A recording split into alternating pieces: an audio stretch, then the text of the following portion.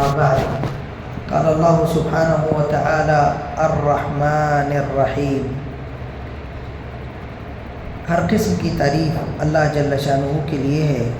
درود و سلام ہو اللہ کے تمام انبیاء کرام علیہم الصلاۃ والتسلیم پر، خصوصاً ہمارے اور آپ کے آخری نبی جناب محمد رسول اللہ صلی اللہ علیہ وسلم پر۔ محترم حاضرین، سورہ فاتحہ کی دوسری آیت میں نے آپ کے سامنے تلاوت کی ہے۔ اللہ اس میں فرماتا ہے کہ وہ اللہ بڑا مہربان نہایت رحم والا ہے۔ اس آیت میں اللہ رب العالمین نے اپنے دو ناموں کا ذکر کیا ہے، ایک نام رحمان ہے اور دوسرا رحیم ہے۔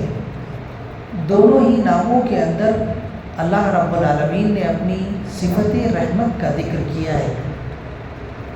اس سے یہ پتہ چلتا ہے کہ اللہ رب العالمین دنیا میں جتنی اشیاء ہیں، جتنے اشخاص، جتنے افراد، چاہے وہ مسلمان ہوں، چاہے وہ کافر ہو، چاہے وہ انسان ہو، چاہے وہ حیوان ہو، چاہے وہ درخت، پیڑ، پودے اور دیگر اشیاء ہوں، اللہ سبھی پر رحم کرنے والا ہے۔ اور اللہ رب العالمین تمام اشیاء پر رحم کرنے کے ساتھ ساتھ میں خاص طور پہ مومنوں کے ساتھ میں خصوصی رحم کرنے والا ہے، دنیا میں بھی اور آخرت میں بھی۔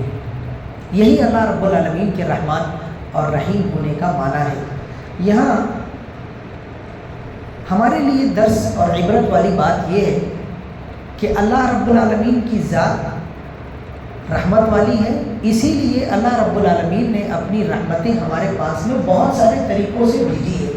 جیسے اللہ رب العالمین نے ہمارے نبی جناب محمد رسول اللہ صلی اللہ علیہ وسلم کو بھی سراپا رحمت بنا کر ہمارے پاس میں بھیجا۔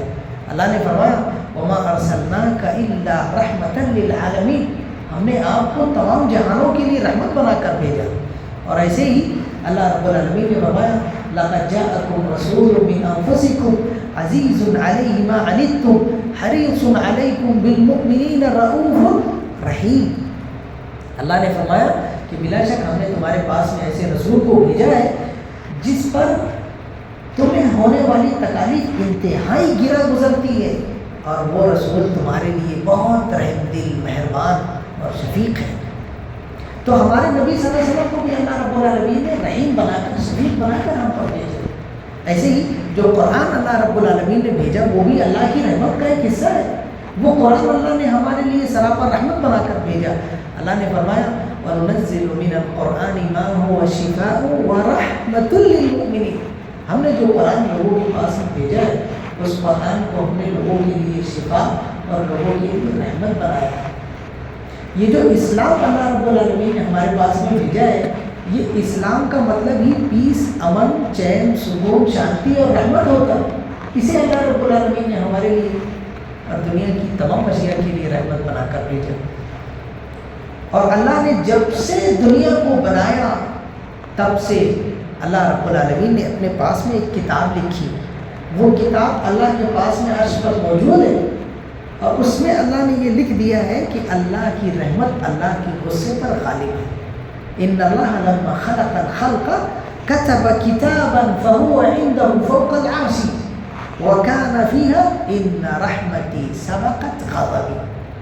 لہذا ہمیں اللہ کی رحمت کو حاصل کرنے کی کوشش کرنی چاہیے، اور اللہ کی رحمت کو حاصل کرنے کا طریقہ، سب سے آسان طریقہ یہ ہے کہ ہم بھی اپنے ارد گرد موجود تمام اشیاء کے ساتھ میں رحم کرنے والے بن جائیں۔ اللہ کے نبی صلی اللہ علیہ وسلم نے فرمایا ارحموا من فی الارض یرحمکم من فی السماء، تم زمین والوں پر رحم کرو، آسمان والا تم پر رحم کرے گا۔ لہذا ہمیں آج کے اس دور میں جبکہ اسلام کو اور مسلمانوں کو یہ کہا جاتا ہے کہ یہ ٹیررسٹ ہیں، یہ دہشت گرد ہیں، ان کا دین اور ان کا اسلام صرف تلوار کے زور پر پھیلا ہے، ایسے زمانے میں ہمیں سراپا اسلام کا، پیس کا، امن چین سکون اور شانتی کا پیغام ہونا چاہیے۔ وہ تو یہاں تک کہ کہتے ہیں کہ یہ جو قربانی کر رہے ہیں مسلمان جن ایام سے ہم لوگ گزر رہے ہیں، وہ یہ کہتے ہیں کہ یہ جو جانوروں کو قربان کرتے ہیں یہ رحمت کے خلاف ہے، یہ جانوروں کی گردنیں کاٹنا کہاں سے رحمت ہے؟ ہم ان کو کہیں گے کہ اللہ کے بندو ٹھیک ہے، اگر آپ کے حساب سے جانوروں کی گردنیں کاٹنا رحمت نہیں ہے تو پھر جانوروں کی پیٹھ پہ سوار ہونا ان کی اجازت کے بغیر کون سی رحمت ہے؟ آپ کے جانوروں پہ سواری نہیں کرتے؟ بلا شک سواری کرتے، کیوں سواری کرتے ہیں؟ کیا یہ رحمت ہے؟ اچھا آپ یہ بتائیے کہ کیا جانور کی اجازت کے بغیر اس کا دودھ نکال لینا ٹھیک ہے؟